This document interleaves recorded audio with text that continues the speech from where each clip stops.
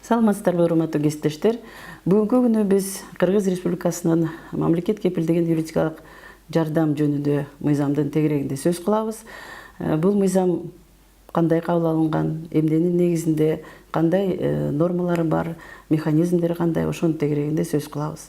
Өзүңүздөргө белгилүү болгондой, биздин эң негизги мыйзамыбыз Кыргыз Республикасынын Конституциясынын негизинде ар бир жаранга квалификациялык юридикалык жардам көрсөтүлүүгө тийиш. Ал эми жарандын адвокаттык ишмердүүлүгүнө төлөй турган акысы жок болсо, анда мындай жардам мамлекеттин эсебинен берилет. Мына ушул мыйзамдын эң негизги максаты бул ошол жарандарыбызга, каражаты жок жарандарыбызга, же болбосо жакыр адамдарыбызга дейбизби, ошондой жарандарга мамлекеттик тарабынан юридикалык жардам көрсөтүү боюнча нормалар көрсөтүлгөн. Биринчи мыйзам 2009 жылы 28 июлда кабыл алынган. Ошондон 2011 жылдан бери юридикалык күчкө кирип, ошондон бери иштеп келе жаткан. Бирок ошол соттук реформанын алкагында эксперттик топ түзүлүп, ошонун негизинде бул мыйзам дагы бир сере каралып чыгып, ошол мыйзамдын кандай кемчиликтери бар, ошол ишке жүзөгө ашыруу боюнча кандай негиздер бар, кандай иштеп атат, ошонун баардыгын мониторинг кылып, анализ кылып, баардыгын карап чыкканда эксперттик топ ошол жаңы редакцияда мыйзам керек болгонуна жыйынтыкка келдик. Ошондуктан азыркы иштеп жаткан мыйзам 2016 жылдын 16 декабрында Жогорку кеңеш тарабынан кабыл алынып, азыркы учурда кылмыш иштери боюнча ошол мыйзам иштеп жатат. Эң негизги мыйзамдын негиздерин айтып кете турган болсом, бул биринчиден ошол мамлекет кепилдеген юридикалык жардам биз эки этапка бөлдүк десек болот. Бул биринчи консультациялык укуктук жардам, экинчиси квалификациялык юридикалык жардам. Эми консультациялык укуктук жардам деген эмне деген жардам? Бул биринчиден ошол биздин жарандарыбызга юридикалык кеңештерди берүү, ар бир баягы укуктук маселелер боюнча кеңеш берүү боюнча болот. Бул укуктук консультациялык укуктук жардамды мамлекеттик органдар, мамлекеттик эмес органдар, ошондой эле жанагы мамлекеттик эмес уюмдар деп атабыз, юридикалык клиникалар деп атабыз, ошолордун баардыгы ошондой консультациялык укуктук жардам берүүгө укуктуу, өздөрүнүн баягы берилген компетенциясына жараша. Ал эми квалификациялык юридикалык жардам бул адвокаттар тарабынан гана бериле турган жардам. Эгерде биз система жөнүндө айтсак, бул мамлекет кепилдеген юридикалык жардам боюнча система, бул система ошол кайсы мамлекеттик органдар кирет. Биринчиден бул адвокатура кирет, экинчиден баягы өкмөт тарабынан атайын дайындалган мамлекеттик орган бул юстиция министрлиги болуп эсептелет. Андан тышкары укуктук органдар, сот органдары, ушулардын баардыгы бир системага кирип, ошол система боюнча мамлекет кепилдеген юридикалык жардам көрсөтүү боюнча механизмдер иштелип чыккан. Ошол системаны ким башкарат? Башкара турган орган ошол жана төмөндө айтып кеткендей юстиция министрлигине жүктөлгөн. Ал эми ошол координация иштери боюнча атайын борбор түзүлдү. Ошол мамлекет кепилдеген юридикалык жардам боюнча борбор иштерин координация боюнча борбор түзүлүп, Кыргыз Республикасынын өкмөтү тарабынан жобосу бекитилген. Ошондон тышкары анын статусу жана кандай ишмердүүлүгү бар, ошонун баардыгы көрсөтүлгөн мамлекет тарабынан жобосу бекитилген. Эми бул мыйзам негизи өзү чоң мыйзам эмес, бул болгону 31 эне бар. Ошол 31 эненин ичинде ошол мамлекет кепилдеген юридикалык жардамды кимдер ала алат, кимдер көрсөтүлөт, ошолорго токтолуп кетсем. Биринчиден ошол консультациялык укуктук жардамды мен айтып кеткендей, бул консультациялык укуктук жардамды алууга Кыргыз Республикасынын бардык жарандары, чет элдик жарандар, жарандыгы жок адамдар жана качкындар укуктуу. Ал эми квалификациялык юридикалык жардамды алууга адамдар 8 менен 9 беренеде көрсөтүлгөн. Квалификациялык юридикалык жардамды алууга жыл сайын белгиленүүчү эң аз эмгек акысынын 60 эсе өлчөмүнөн ашпаган доочуларга, соттоочуларга, соттолуучуларга, акталгандарга, жабырлануучуларга жана жашы жете элек көйлөргө берилет. Бул жерде мындай деп айтып кетсек, эми түшүнүктүү болуш үчүн жыл сайын ошол эң аз эмгек айлык өкмөт тарабынан бекитилет. Мына былтыркы жылга эгерде 936 болсо, ошол айлык акыдан 60 эсе болуш керек. Ошондуктан азыркы эсептеп көрсөк, бул 5-6 миңдин тегерегинде түссө айлык акысы, ошол жарандардын бардыгы ушундай жардамга укугу бар, жардам алууга укугу бар. Ал эми экинчи бөлүк ошол жарандарыбыз жанагы жылдык акыны карабастан кандай жарандар мындай укукта жардам алууга укуктуу. Биринчиден бул ар бир адам кармалган учурда. Андан тышкары мыйзамда көрсөтүлгөн ошол айлык акыны эсепке карабастан, эсепке албастан кандай жарандарга ушу мамлекет кепилдеген юридикалык жардам көрсөтүлөт. Бул биринчиден адамдарга кармалган учурда сөзсүз түрдө, өзгөчө оор кылмыш жасады деп шектелгендерге, соттолгондорго, айыпталуучуларга.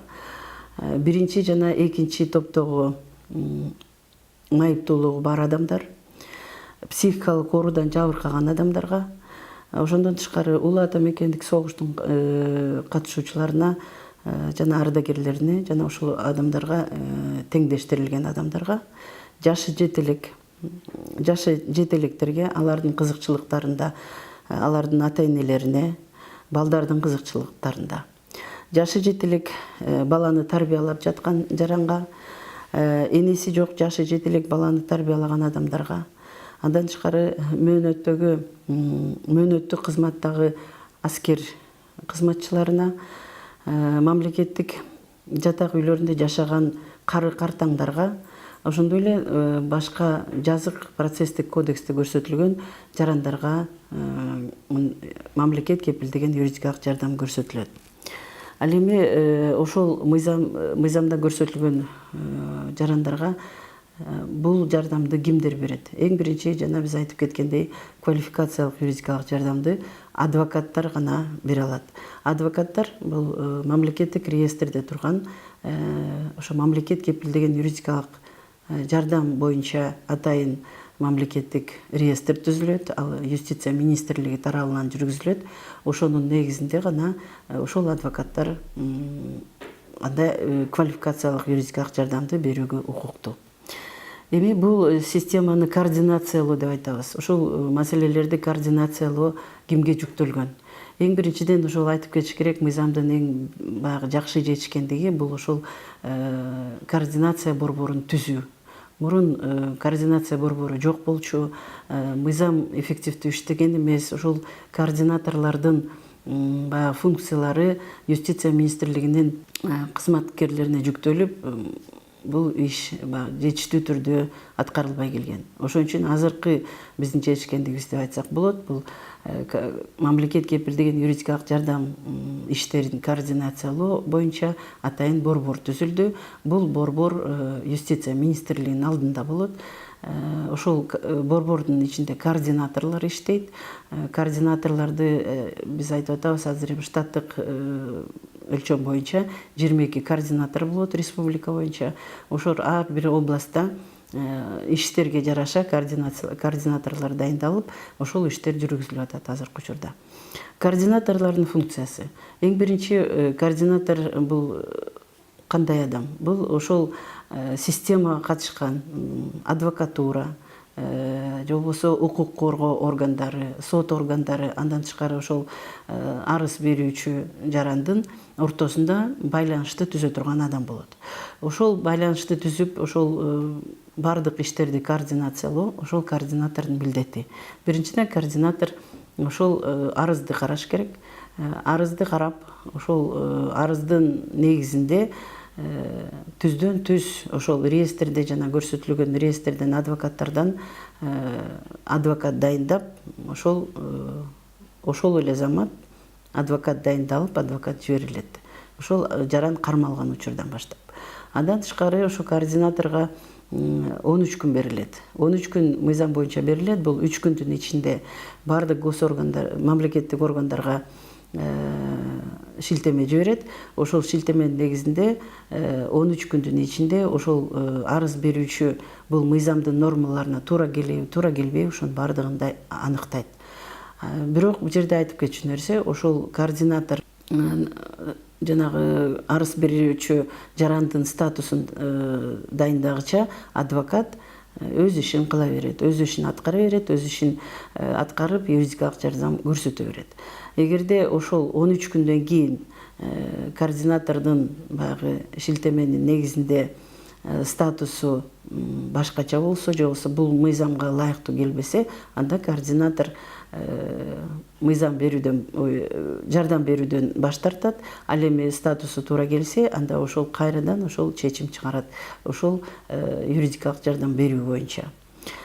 Ал эми координатордун дагы бир функциясы бул ошол 5 чечим чыгарат. Биринчиден ошол дайындоо чечими, экинчи мамлекеттик жардам берүү боюнча, андан кийин эгерде адвокаттарды баягы алмаштыруу боюнча чечимдерди болуп коет. Эми алмаштыруу чечими бул мыйзамдын негизинде көрсөтүлгөн, кайсы учурда адвокаттар алмаштырылышы мүмкүн. Бул өзгөчө жанагы реестрден чыгып кеткен адвокат болсо, же болбосо убактылуу жумушунан четтетилген адвокат болсо, же болбосо өзү ошол жардамды алып аткан жаран өзү жок, бул адвокат мага кереги жок деп кат жүзүндө кайрылса, ошолордун негизинде координатор алмаштыра алат. Координатордун дагы бир негизги функциясы бул ошол адвокаттардын нөөмөт графигин түзөт. Ар бир айга ошол жана мен айтып кеткен реестрден адвокаттардын ичинен нөөмөт графигин түзөт дагы ар бир айга. Ошол графиктер бардык укук коргоо органдарына, сот органдарына, адвокатуранын территориалдык бөлүмдөрүнө бардыгына жиберилип, ошонун негизинде адвокаттар дайындалат. Ошол иштерди координация кылат. Андан тышкары координатордун дагы бир функциясы бул ошол мониторинг, анализ жүргүзүш керек. Ошол мыйзам кандай иштеп атат, адвокаттар кандай иштеп атат, адвокаттардан отчет алат. Ар бир ай сайын ошо адвокаттар өздөрүнүн отчетун берип туруш керек. Мамлекет тарабынан берилген акчаларын төлөп берет. Ошонун бардыгы координатордун функциясы болуп көрсөтүлөт. Эми мындан аркы дагы бир айтып кетчү нерсе, ошол мыйзамдын эң жакшы эффективдүү аткарылышы бул ошол системага кирген бардык органдарды тыкыз байланышта иштеген болуп атат. Ошондуктан сот органдары болобу, укуктук коргоо органдары болобу, адвокатура болобу, бардыгы биригип ошол мыйзамга ылайык, мыйзамдын нормаларына ылайык иштешек, бул система иштеп кетет деп ойлойм.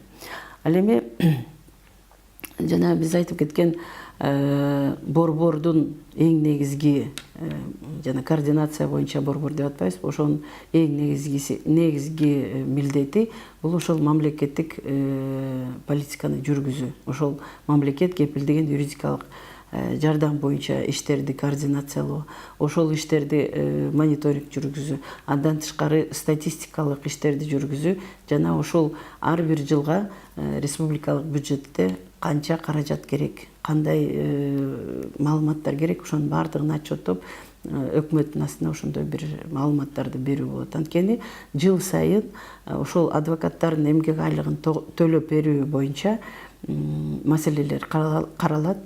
Мына эгерде 2011 жылы 6 миллион болсо, азыркы учурда 22 миллионго чейин жетип калдык. Ошондуктан бул мыйзам керектүү деп ойлойм. Ошол мыйзам жарандарыбызга жардам берүү боюнча, жарандарыбызга юридикалык жардамды, кеңештерди берүү боюнча көп бир жакшы жөрөлгүлөрдү камтыйт деп ойлойм. Дагы бир белгилеп кетүү нерсе, бул адвокаттардын айлык акысы ошол ар жыл сайын республикалык бюджетте ошол айлык акысы каралып турат. Бул айлык акы иштеген иштерине жараша болот. Анткени Кыргыз Республикасынын өкмөтү тарабынан тарифтер бекилет, атайын иштелип чыккан. Бул тарифтин долбоорлору иштелип чыгып, азыркы учурда өкмөттүн кароосуна жиберилүүдө. Бул тарифте биринчиден ошол адам кармалган учурдан баштап ошол сот процессинин стадияларына карата иштелип чыккан. Ошол тарифтердин негизинде адвокаттардын берген отчету боюнча ошонун негизинде айлык акы төлөнүп берилет. Ар жыл сайын ошол республикалык бюджетте атайын ошол мамлекет кепилдеген юридикалык жардам боюнча жумшалган каражаттар баардыгы каралган. Урматтуу кесиптештер, бүгүнкү күнү биз мамлекет кепилдеген юридикалык жардам жөнүндө Кыргыз Республикасынын мыйзамынын тегерегинде сөз кылдык, азын улак сөз кылдык, бирок азыркы учурда белгилей турган нерсе, бул мыйзам кылмыш иштери боюнча азыр иштеп жатат, бирок эксперттик топ жарандык жана административдик иштер боюнча дагы укуктук актыларын иштеп чыгып атат. Буюрса, ошол эмдиги жылы жарандык иштер боюнча дагы, административдик иштер боюнча дагы ушундай мыйзам механизмдери белгиленет деп ойлойбуз. Документтер даярдалып атат азыркы учурда мамлекеттик органдар тарабынан жана башка сот укуктук органдар тарабынан баардыгыбыз иштесек, бул мыйзам иштеп кетет деп ойлойм. Көңүл бурушкандарга чоң рахмат.